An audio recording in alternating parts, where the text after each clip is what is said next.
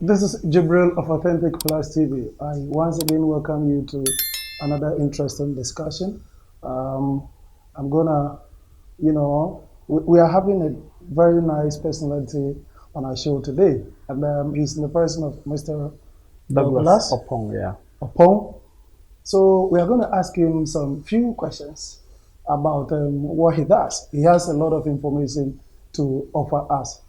So, Mr. Opong, you're welcome to Authentic Plus TV. Thank you very much for having me.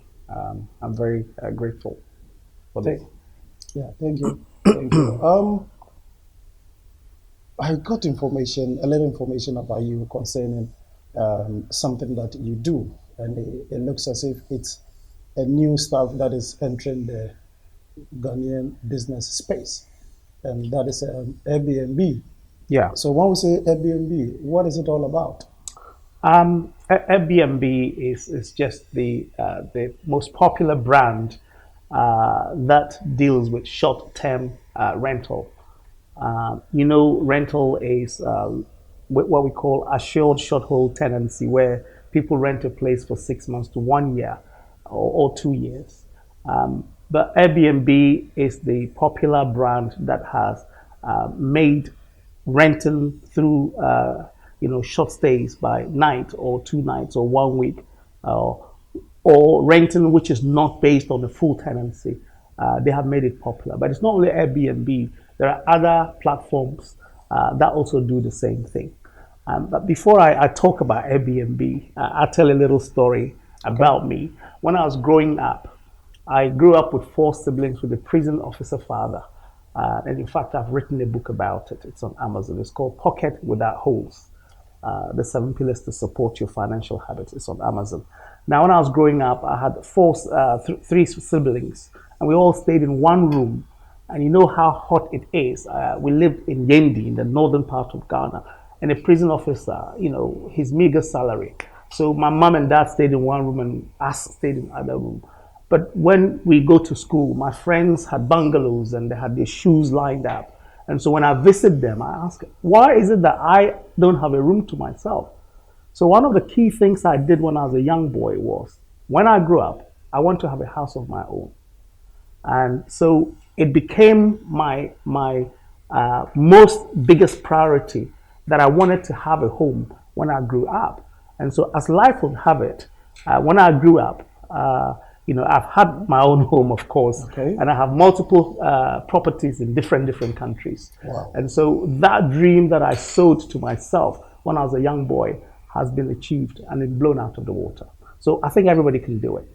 Wow. So it means that you were motivated by the fact that, as a young boy in the Zendi, up in the northern region. Northern region, yeah. You decided, well, one thing is that I know your hometown.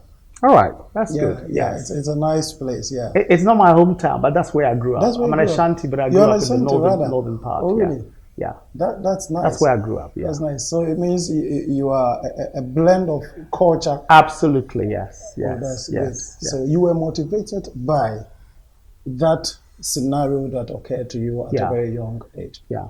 So having achieved what person that you have become now, do you think that you feel fulfilled?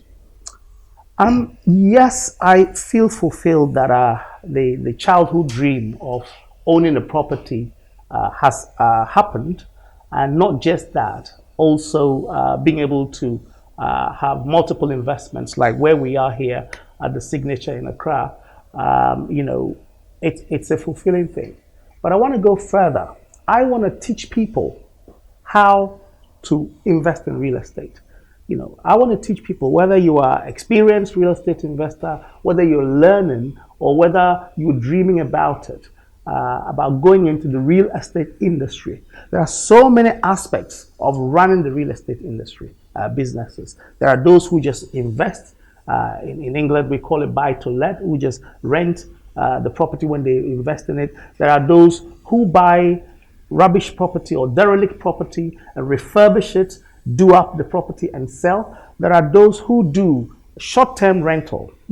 They negotiate with landlords and be able to use those properties to, stage as Airbnb or short-term rental and be making money from it. So they rent the property from an owner, a landlord, and then rent it on a short-term basis.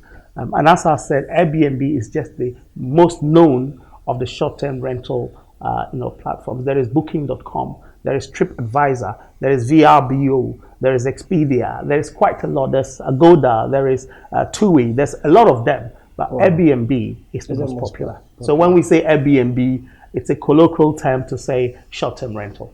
Oh, okay. Yeah, okay. So from your speech, it is obvious, or I can deduce that you have a lot of information when it comes to investment. It's like you're an investor yourself. So what would you advise the youth out there that are chasing money? What would you advise them to invest in? Is it in cars? What would you advise them to invest in? Well, as I said, I invested in my first property in 1999 in England. Okay. And from then I built a portfolio into double digits and started renting those properties normally on a short hold tenancy where tenants just rent the property and pay a monthly rent. So I've had quite a vast amount of experience in real estate, and it's not just in England, in other European countries as well. But Ghana, I've only recently started investing in Ghana in the last, I'll say, 10 years. But even that, it was just residential. I've only commercialized the residential property because I lived most of my life in England. I have my family in England.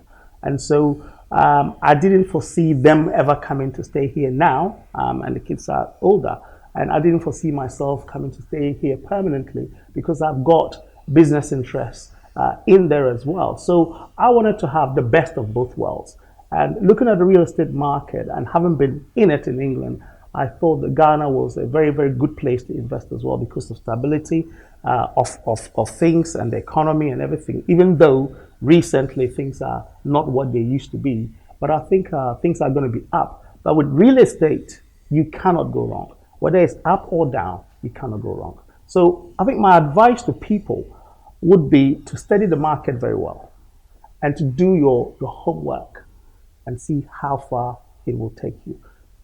All right. Okay. That's beautiful. Taking us to our next question. Why did you decide to acquire a sort of apartment within the signature building? Why? I completed a development called Douglas Court, Accra. Douglas Court is just after my name. It was a 3-bedroom house I bought in, I think, 2013. And I didn't rent it out. I literally just lived in it. Whenever I come every 2 years, I'd come and live in it. And then by the time I come, there's a lot of bills to pay and this and that. And you get somebody, a caretaker, to take care of it. And you go back to where you live and work with your family. Another 2-3 years, you come back. And I thought it wasn't a good idea.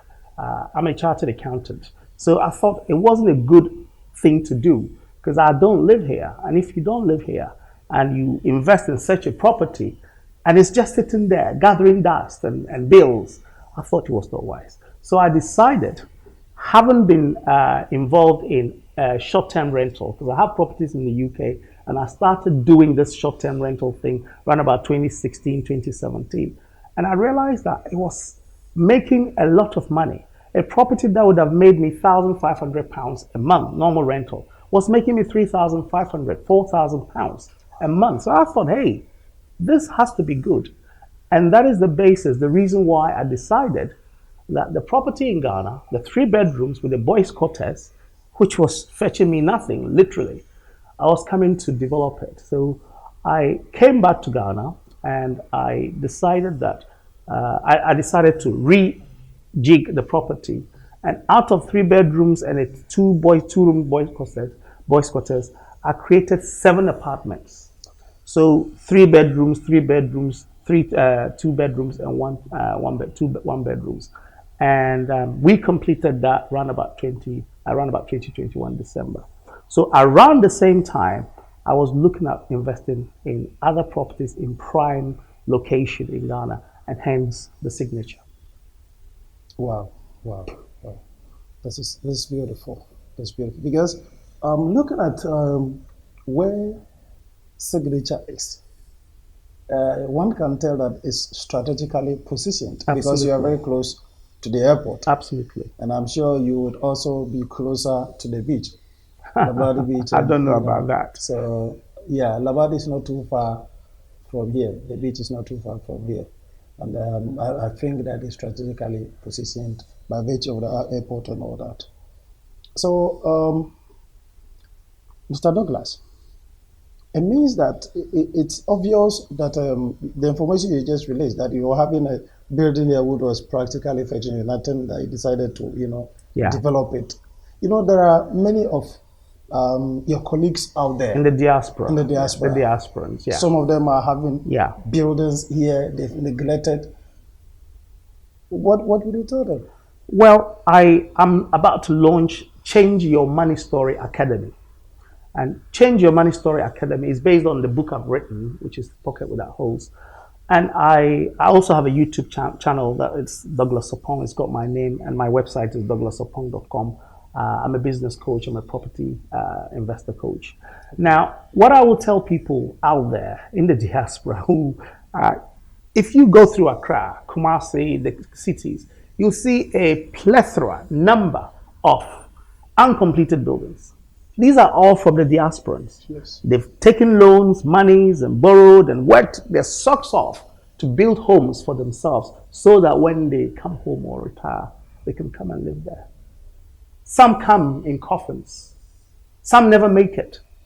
And some never ever complete those homes. And they're still paying those loans out there. And as a finance person working in there, I see these people every single day. My clients, they are my clients. So what I will tell them is, if you have completed your property or you haven't completed your property and you have a means to raise some funds to complete it, then we can help you. My team and I can help you leverage on your property to make money on it. In fact, we've started doing that for a lot of diasporans, and they're enjoying the residual income that is coming through from their property. If you're coming to Ghana, block the calendar and come and live in your own home. When you're not there, the calendar is open for other people to enjoy it too, and you make money out of it. So that is what I'll tell them. Yeah, based on that, I want you to share your YouTube platform and then your WhatsApp and probably your WhatsApp number to them. Well, the YouTube platform is Douglas Opong. If you just go to Douglas Opong, it's not a lot of videos, but I have interviewed some of the world's best in short-term rental. I did this in 2018, in fact, so that's about 5 years ago, where I interviewed a lot of people from Australia, New York, Florida, Singapore, England. These are people who were in the business, so I've interviewed it. I call it Make Money from Real Estate, Airbnb 101. It's on YouTube. And so if anybody wants to use their property to do short-term rental, or they're thinking about it, or they're thinking about property investment in general, they can contact me. My Ghana number is 02016 56915. 02016 56915. And my Ghana number is 0044 7805 090076. So it's Okay. That's the UK 07805. number. Yeah, the UK number, yeah. Oh, okay. Okay. Right. So, um, people want to come and access your service Yeah, here in the signature. yeah. Yeah. Well, the signature here, we've got 3 apartments. We've got this 1 bed that we're having this interview in. We've got a 2-bed apartment, and they're all luxuriously furnished, by the way. And we've got another one in the Amani building as well, which is also furnished. And in fact, so we have got those here, and people can get us on douglasluxuryapartments.com or douglascourtgh.com. Or they can just go to Facebook and check for Douglas Luxury Apartments or Instagram. So they can get us there. That's beautiful. Mr. Douglas here is trying to catch a flight to the UK at 7 o'clock, and So we wouldn't want to take much of his time, but then we're going to go around and then see how beautiful the place Yeah. is.